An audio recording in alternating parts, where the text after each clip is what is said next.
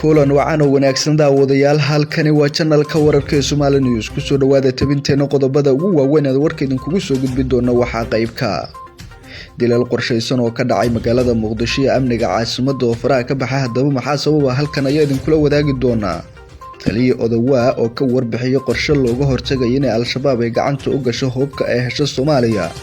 madaxweynaha Soomaaliland Muuse Biixi Cabdi oo ka warbixiyay safarkii uu ku tagay Mareykanka hadaba maxaa uga hirgala qorshayaashii uu wato halkaas la tagay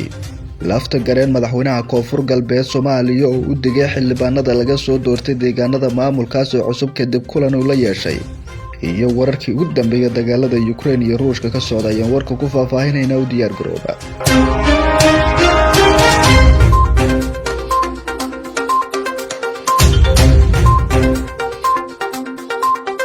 markale kulanti wacan oo wanaagsan waa isniin taariikhda waa 21 bisha 3 2022 waxaad ku soo dhawaataan qodobadii aad maqasheen iyo kuwa kale oo ayna faahfaahintooda aan baqaano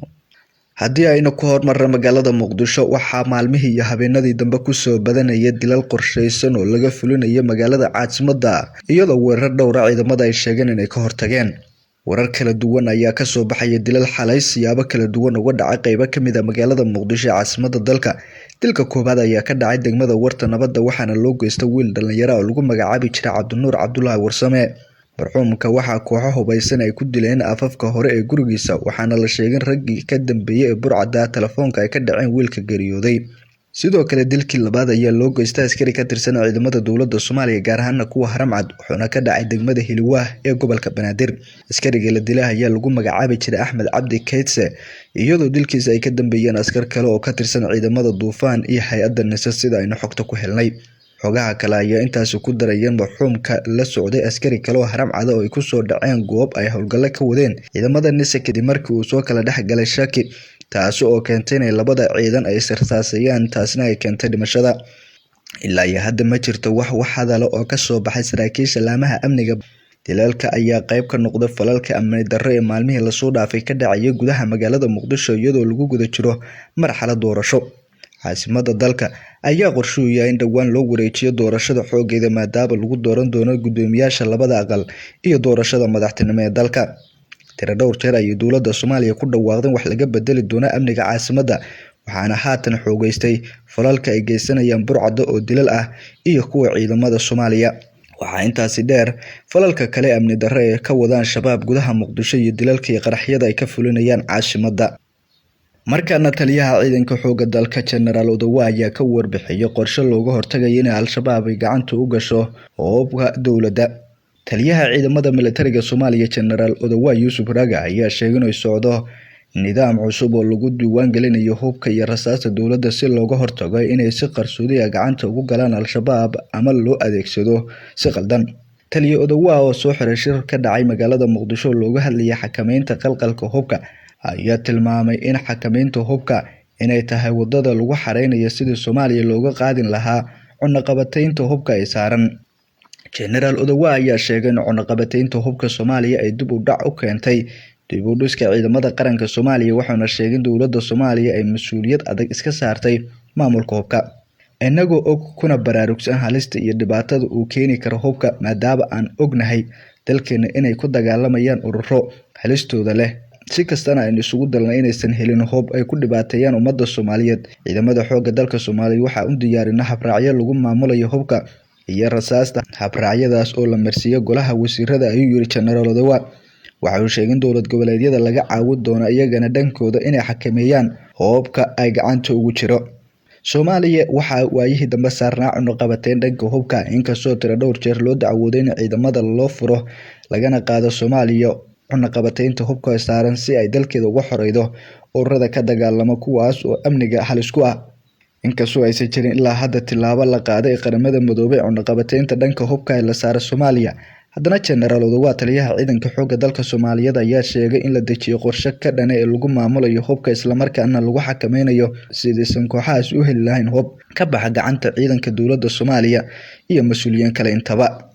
markaana madaxweynaha dowlad goboleedka Koonfur Galbeed Cabdicasiis Maxamed Xasan Lafta Gareen ayaa ku faanay in maamulkiisu noqdo maamulkii ugu horeeyay ee dhaqan geliyo heshiiskii 17 December sidoo kalena fuliyay heshiisyadii deegaan doorashada labaad Laftagareen oo ka hadlaya munaasabad ka dhacday magaalada Baydhabo ayaa sheegay in maamulka Koonfur Galbeed uu yahay midka kaliya ee laga soo doorto xildhibaano tiradooda ay gaarayso 77 xildhibaan ee ugu badan maamulada. Madaxweynaha Koonfur Galbeed Soomaaliya ayaa soo hadal qaadin cabashadii ka imaanaysa kuraasta qaar ee guddiga doorashooyinka ee hakiyeen iyo musharaxiinta loo diiday inay u tartabaan kadibna laga celiyay garoonka Aadan Cadde kuwaas oo ku wajahnaa deegaanada maamulka Koonfur Galbeed. Xildhibaanada gaaraya 77 xildhibaan ee laga soo doortay deegaanada Koonfur Galbeed ayuu ugu baaqay inay muujiyaan midnimo sidoo kalena awoodooda ay soo bandhigaan isla markaana aan la kala qaybin waa sidoo xusan Laftagareen. Kulan ay xalay ku yeesheen magaalada Baydhabo guddiga doorashooyinka Koonfur Galbeed xildhibaanada cusub iyo mas'uuliyiinta maamulka Koonfur Galbeed oo Laftagareen uu qayb ka ah ayaana qodobo dhowr ah looga hadlay. Cabdicasiis Xasan Laftagareen ayaa sheegay inaysan jirin madaxweyne haysto 77 xildhibaan oo deegaankiisa ah wuxuuna ugu baaqay xildhibaanadaas inaan la kala qaybin isla markaana ay ka shaqeeyaan midnimo buuxdo muujiyaan doorka ay ka qaadan karaan samata bixinta dalka waa sidoo hadalka u dhigay. Cabdicasiis Laftagareen hogaamiyaha Koonfur Galbeed ayaa aad loogu dhaliilayay inuu ku kacay musuqmaasuqii ugu weynaa isla markaana deegaanadiisa ay ka dhacday doorasho lagu takrifalay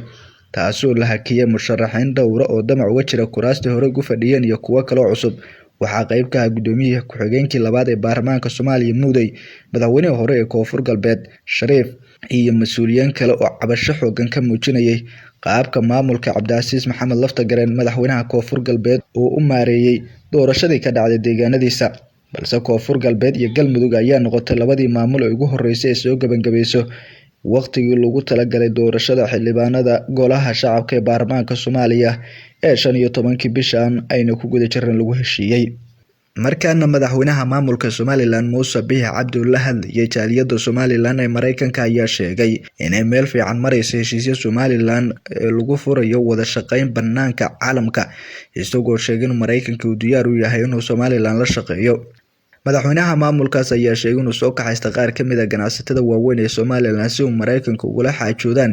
in Somaliland loo furo suuqa ganacsiga caalamka iyo wada shaqeynta banaanka caalamiga sida Bangiga Adduunka. Madaxweynaha Somaliland ayaa sheegay in socdaalkooda guusha ugu weyn ay ka gaareen ay tahay in lacagta loo furo Somaliland taasoo sheegay inaysan hoos tagi doonin dowlad kale ama maamul kale waa sidoo hadalka u dhigay. Muuse Biixi Cabdi madaxweynaha Somaliland ayaa sheegay in dowladda Mareykanka ay diyaar u tahay in lala shaqeysto Somaliland. Madaxweynaha ayaa sheegay in waxyaabaha ugu weyn ee Somaliland u iibsamay yihiin nabadda 30 sano ka jirtay dimuqraadiyadda doorashooyinka iyo sidoo kale maqdaqada istiraatijiga ah ee Somaliland ku taal oo caalamka oo dhan ay danaynayo waa sidoo hadalka u dhigay. Dowladda Mareykanka ayaa hore kaga dhawaajisay in wafdiga Somaliland ay halkaasi tagay oo ay ula dhaqmi doonaan mid kamid ah madaxda maamul goboleedyada isla markaana aysan jirin madax banaani iyo sidoo kale awood gooniya oo ka baxsan Soomaaliya oo aqoonsan yihiin.